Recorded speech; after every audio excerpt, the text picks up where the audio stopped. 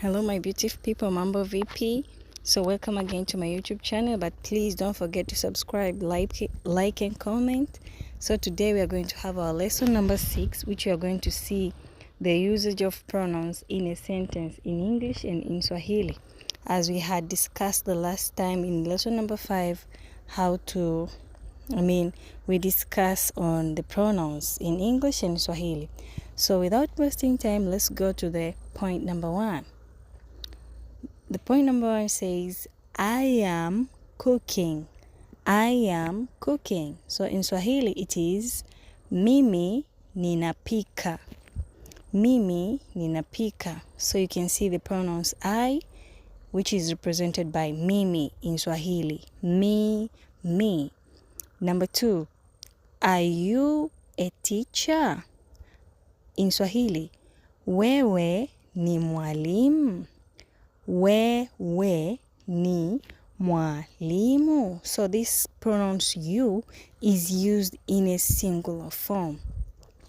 So let's go to number 3. He or she is very tall. And this in Swahili is, yeye ni mrefu sana. Yeye ni mrefu sana. Yeye ni mrefu sana. Point number 4. We love bananas. In Swahili it is, sisi tunapenda ndizi. Sisi tunapenda ndizi. Point number 5. They like Kiswahili. They like Swahili. In Swahili it is, wao wanapenda Kiswahili. Wao wanapenda Kiswahili.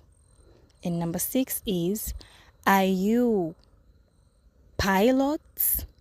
Are you pilots? So this you is used in a plural form. Ninyi ni marubani.